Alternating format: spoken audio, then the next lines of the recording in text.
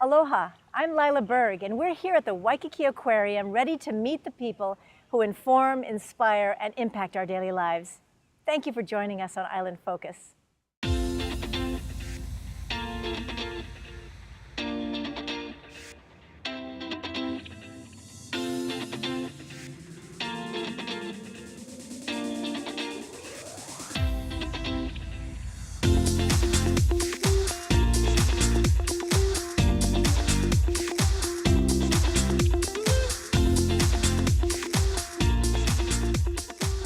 So this is an extraordinary exhibit as well. It's one of only two in the world. It's celebrating the marine life of the northwestern Hawaiian Islands. It's now a national monument called Papahanaumokuakea. So it's a very isolated area, and it's unlikely that most of us will ever get there. So if you can't go there to see the reef, we've brought the reef to meet the people. It's fabulous. And so when we look at the different varieties of fish, this is actually what exists there. That's right. Most of these fish were actually collected from the northwestern Hawaiian Islands, and all of the corals were collected as small pieces that had broken off naturally, and then we grew them up at the aquarium. So it's a pretty accurate representation of what you would see were you to go up there. You know, when we look at this, it's so peaceful and calm. And I know that in the animal world, like the human world, there's also animosities as well. A little bit of friction. Yeah. But what a wonderful scene you've given us to be part of. Yeah, and a wonderful array of colors and diversity of lovely. shapes. Yeah. Lovely. This is one of my favorite exhibits. Yeah, it's a happy place.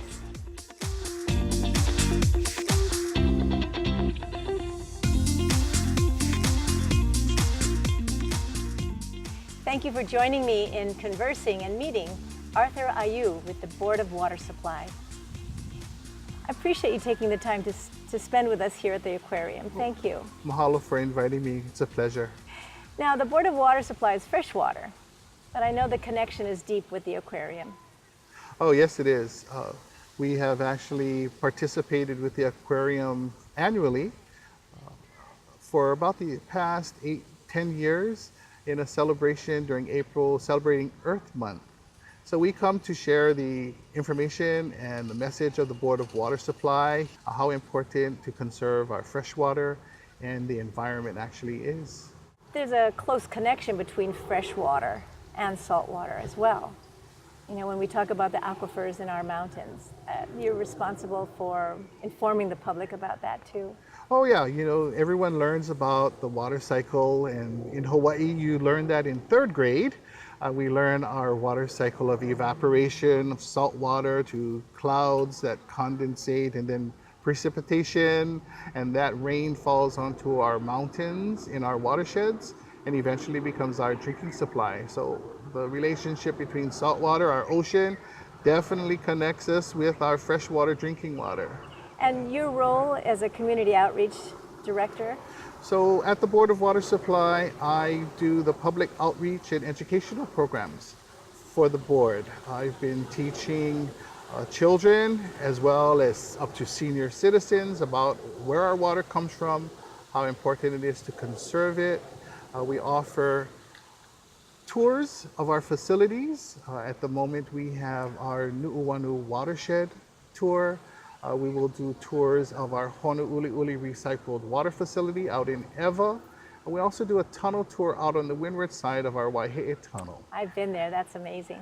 Put together a group of at least 10 people, and we can actually schedule an appointment for you to learn about our water.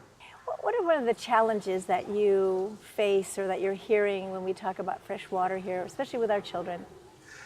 Well, the Board of Water Supply in its history has been around since 1929, and it was actually created in a troubled time when we were experiencing overpumping of our freshwater aquifers. We're actually experiencing a drought.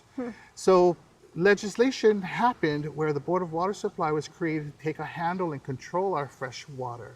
So conservation has always been an important message, just to remind people that our drinking water comes from a finite system. Well, when we think about the hundreds of thousands of people that turn the sink on or that turn the faucet on at the same time, it's really quite amazing how the Board of Water Supply provides that service. Yeah, it is. We have over 2,100 miles of pipe on our island that we need to take care of. We also have those pumps from almost 100 different sources of water for our island. And we have a lot of responsibility to make sure that we've got enough water for everyone. And that's actually the challenge at the board. Our goal is to make sure that we provide reliable water. Every time you go to that faucet and turn that knob, water will be there. And when that water comes out, you'll also know that it's safe to drink, but also most especially that it's affordable. You know, everyone needs that access to that fresh water. So as a punctuation for this conversation today, message to the public. Our fresh water is so important because we know that there is no life without fresh water. And here on Oʻahu, we really have all the water you need. We just ask, please don't waste it. Great, thank you so much. Thank you. Pleasure. We've been chatting with Arthur Ayu from the Board of Water Supply. Appreciate you being with us at the aquarium.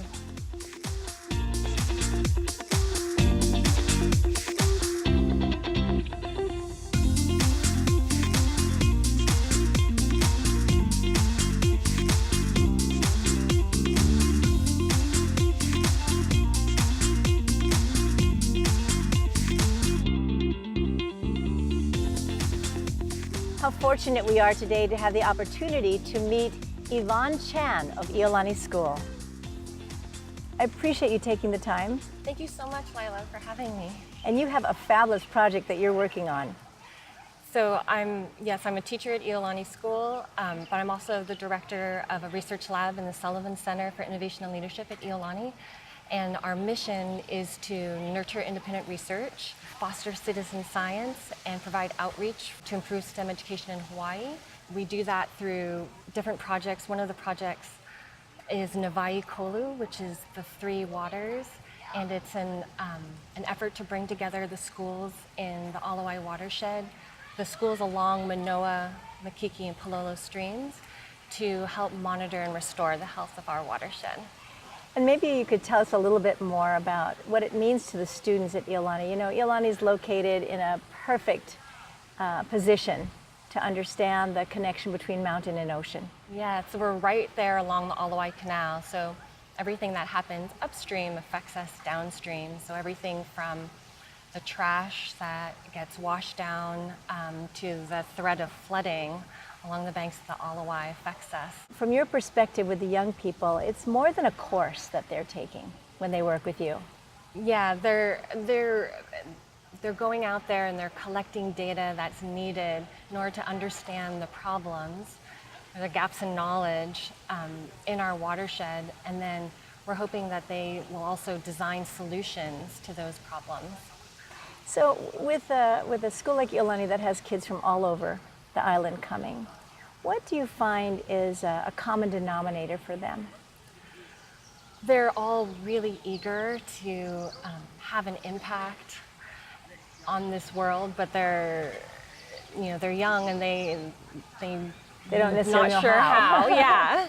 So just getting them out there observing so that they can see what's going on out there, and then they come up with the ideas for how to address these issues. So was this your idea that came up, or were you in the right place at the right time? No, I mean, I was at the right place at the right time. The mandate of the Sullivan Center for Innovation and Leadership at ʻIolani School is to really be a private school with a public purpose, and to help lead in the community and provide resources and support to help other schools improve education and address these problems. Well, and what I know to be true about teachers is that we want our children from all different backgrounds to get along because we are community here. And is that one of the successes that you've seen working with the different schools? Each school, there's over 30 schools that are involved now, Wow. goes out into the stream, and we monitor the biodiversity. So we block off, using a traditional pai method, we'll block off the top and the bottom of a section of the stream and then chase all the fish into the nets, and then we pull them out and we count how many invasives and how many native Ō'ahu. And you've found a lot of invasives. Yeah, so through the community together, these 30 schools, we've taken out over 20,000 invasive fish and over 1,000 pounds of biomass, making more room for the native Ō'ahu and ʻOpai. And the flow of the stream. Yeah. You know, it's so interesting, and I wish we had a little bit more time to know specifically what that biomass means and that looks like. But they can check your website, I'm sure. Yeah, navayukolu.org. Great, thank you. And thank you for taking the time. Thank you for being so excited to have our young people be part of this. Thank you. Thank you so much for having me. Appreciate you being here. We've been chatting with Yvonne Chan, teacher at ʻIolani School, who's doing some amazing things with her students at the Sullivan Center there. Appreciate you being with us too.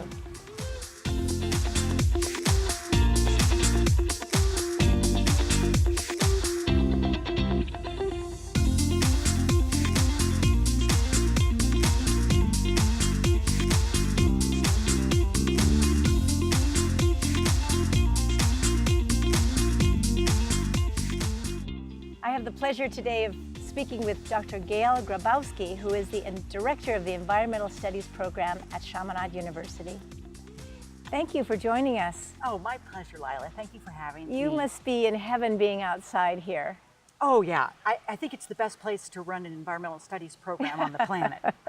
I mean, I tell the students sometimes, how many places are there where you can be in the mountains doing a mountain hike in a rainy place right in 15 minutes and also be on the reef in 15 minutes, you know? So, yeah, it's amazing. And from your perspective with environmental studies, it must be really, I would say, heartwarming when a lot of our Polynesian students come to Chaminade. Oh, yeah. And the environmental studies program is 28% Hawaiian students. And I think we're 45% Pacific Islanders, so students from Oceania.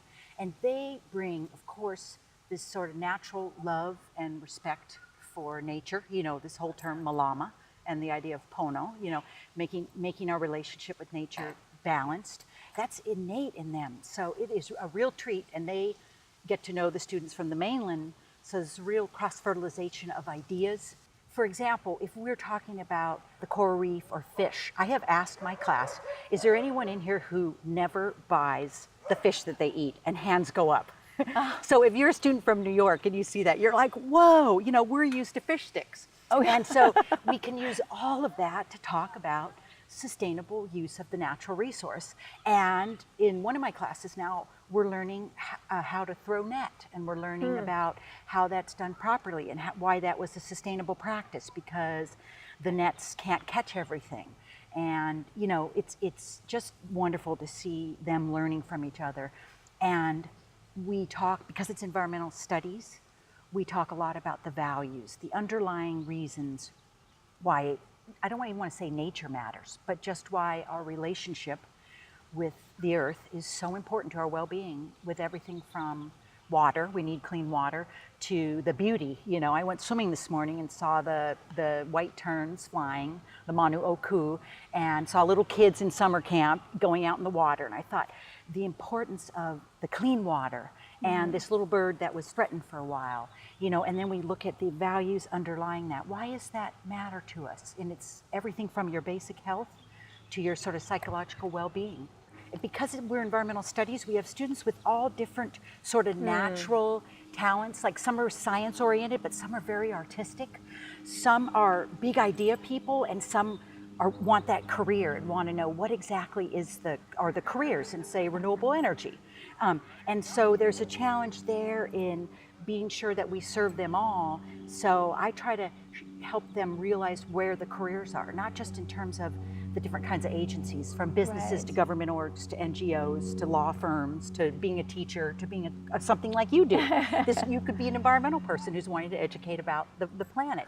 And so it's a challenge to make sure that we have the breadth to teach them, show them where all the jobs are, but have them find too what's for me. Yeah, and I love what you say about finding what's for them, you know, because the breadth of environmental studies is mountain to ocean. Oh yeah, yes. Things like some of them are sort of gentle people and they don't want to make waves. They don't want to be policymakers who are in the mix. Some of them want to be policymakers and want to make change. Others of them just want to, you know, educate children or do some science or measure water quality. So it really does run the gamut of their expectations in terms of the kind of skills they'll do and I don't want to say the stakeholders they serve, but the meaningfulness their career will create. Yeah. Wonderful. Yeah. Well, your enthusiasm is contagious, and I know there's someone listening who says, I want to do that. Oh, yes, please. Thank you for being with us. Sure, Lyla. Thank you. We've had an energetic meeting with Dr. GAIL GRAWBOWSKY, who is the Program Director for Environmental Studies at Chaminade University. Thank you.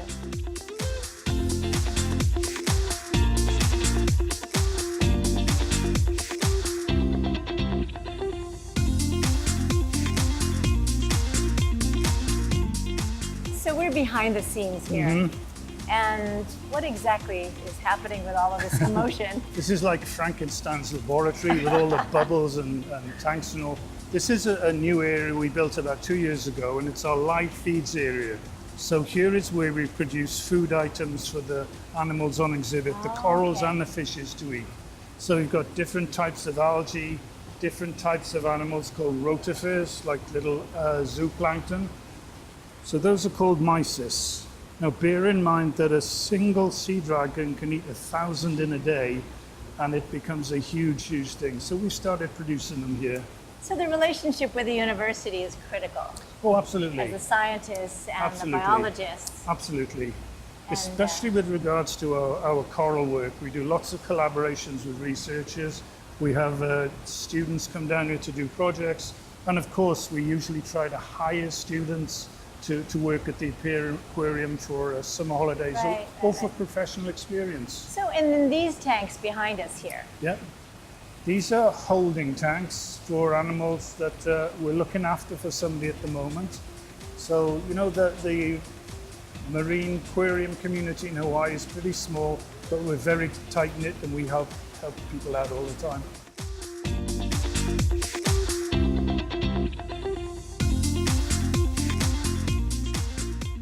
I'm here at the Waikiki Aquarium with TRACEY Bender, who's the Director of Development with Special Olympics.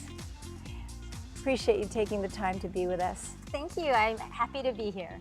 And Special Olympics is special not only to you, but to all of us here in Hawaii. People know us as the organization that provides sports training and competitions for people with intellectual disabilities, but we actually do so much more. We have a health and wellness program that includes a walking holo holo club.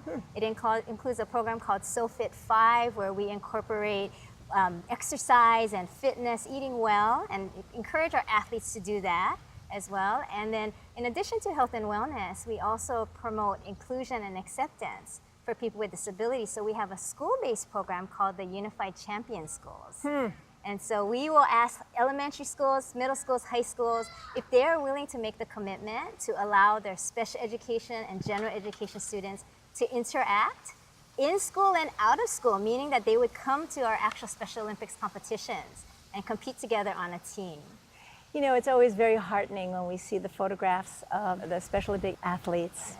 And when we stop to pause and recognize the strength of character that it calls for. Do you have a special needs person in your family? I actually don't have anybody in my family with special needs, but my love and passion for working with individuals with special needs started in high school for me. Actually, I was a cheerleader, Go Tigers, McKinley High School. And how would we guess that, right?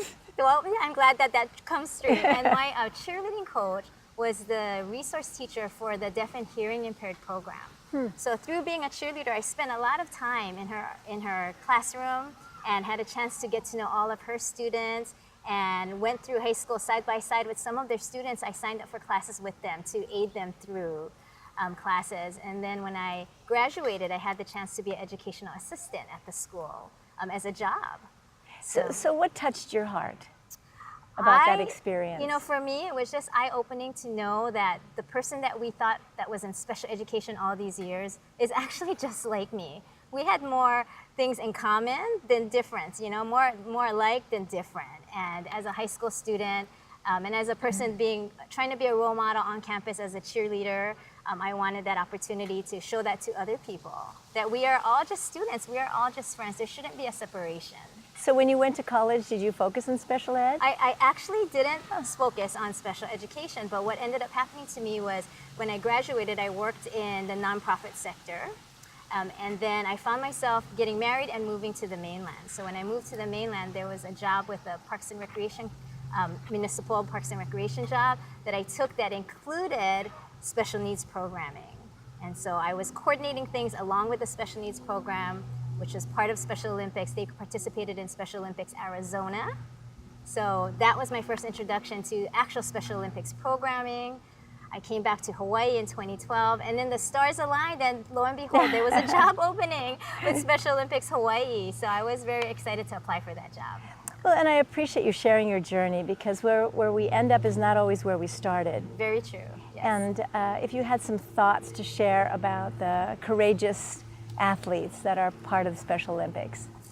Let's see, I would say our athletes are faced with challenges on a daily basis, and they overcome those challenges every day. So when they come to our practices, they get the encouragement, they get the welcoming that they may not feel anywhere else, and then they start developing self-confidence. So that's one of the things that our program does, is not only gives them the chance to participate, but experience all that we got to experience when we do sports, when we have friends, when we have teammates, when we win, when we lose. Even in losing, there's such great life lessons. So Special Olympics gives our athletes that chance to just enjoy and experience everything that we get to enjoy and experience. And how special to have the volunteers participate and be in that energy as well. Yes, absolutely. We often find that our volunteers feel like they took away more from being at our competitions than the athlete does.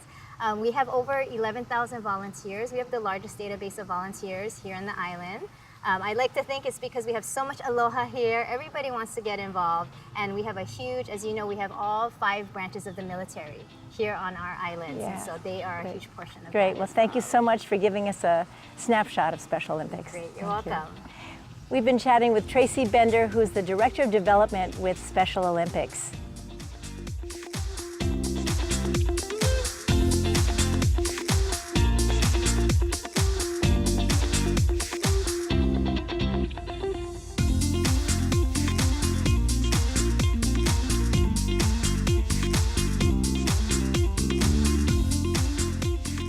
Mahalo for tuning into Island Focus and meeting Angela AMLIN, who is with NOAA in the Hawaiian Monk Seal Recovery Program. What a wonderful job you must have. It is. Saving monk seals. It is a pleasure to work with some of Hawaii's native and very endangered species and work to try to recover them. Help us understand a little bit more about monk seals, because living on the east side of Honolulu, even in Waikiki, we may be a bit unfamiliar. Certainly. So Hawaiian monk seals are native to the entire Hawaiian archipelago, including the main and northwestern Hawaiian islands. There's about 1,400 of them total. Most of those are up in the northwesterns. There's about 300 in the mains and about 45 to 50 that hang around Oʻahu full or part-time. It sounds like a lot, but a lot of them will frequent remote, quieter places when and where you can find those on Oʻahu, and so that might be why you don't see them quite as often. And when you say they frequent places, are they just always swimming around? Monk seals spend about 2/3 of their time in the water foraging and about 1/3 of their time hauled out on the beach resting. They sometimes look like they're dead, so we get a lot of calls, but they're just sleeping on the beach. And what we try to encourage folks to do when you see a monk seal on the beach is give them a respectful distance. Try not to disturb them. They expend a lot of energy when they're out swimming and foraging, looking for food, and so they need that time to rest and recoup. And definitely keep your animals away from them. Yes, keep dogs on leashes, both for the safety of your dog and the safety of monk seals. There are diseases that can be passed back and forth, and also the danger of biting. One pet that people don't necessarily think of that has a connection to monk seals is actually cats. There is a parasite in the feces of cats that gives monk seals a disease called toxoplasmosis. And so keeping your pet cats indoors is one of the best ways that you can help prevent the spread of that disease. So how do you know there are 40 or 50 monk seals swimming around Hawaii? We have a very proactive program, and so for about 35 years we've been tracking monk seals by putting flipper tags on them. So if you see them, look at their back 2 flippers, you'll see hopefully 2, sometimes just 1 because they do fall off, orange or different colored tags that have numbers on them. So when members of the public or the volunteer groups on the various islands, they'll call in sightings of monk seals, and we can track them by these numbers. We have about 80 to 85% of the monk seals in the main and northwestern Hawaiian Islands tagged. So we can see their movements and know which ones are having pups and when. And that's part of the reason why we really encourage members of the public to call in sightings. We do have a hotline, it's 888-256-9840. And we do that to keep track of where the monk seals are, how many there are, if there are any health issues that we can go out and address. A lot of that information comes from the public and it's very helpful to us. So when we talk about a recovery program, what does that exactly mean? So monk seal numbers have been declining for a really long time. We have some counts going back to the 1950s, but even before then, they were harvested for pelts, for blubber, so their numbers were going really low. From the 1950s up until a couple of years ago, they were in a very steady decline. And so what we're trying to do is interventions or actions that help the population increase naturally on its own. So in the last 4 years, we've seen about a 2% population growth per year, which sounds very small, but when you're dealing with small numbers of animals that have been declining for a very long time, it makes a very big difference. Now, the monk seal is not a common or a household name for an animal. How did you get involved with this? I've spent years working on endangered species. Prior to coming to NOAA, I worked with DLNR, the state of Hawaii, and worked on endangered seabirds and water birds. And for me, monk seals they're a special species, they're a native species. There's so few of them, and so it's important to me to focus on animals where we can identify the impacts to those animals and make a difference and make changes and work to increase their numbers. It would be hard not to fall in love with them, huh? They are cute when you look too. at their that faces. Hurt, yeah. Well, I appreciate your time and for sharing a little bit more information, and we can go to your Absolutely. website, of course, and know how to contact you. Yes. Great, thank you so much. Thank you very much, Lyla. Yeah. We've been chatting with Angela AMLIN of NOAA and the Hawaiian Monk Seal Recovery Program. Glad you've been with us.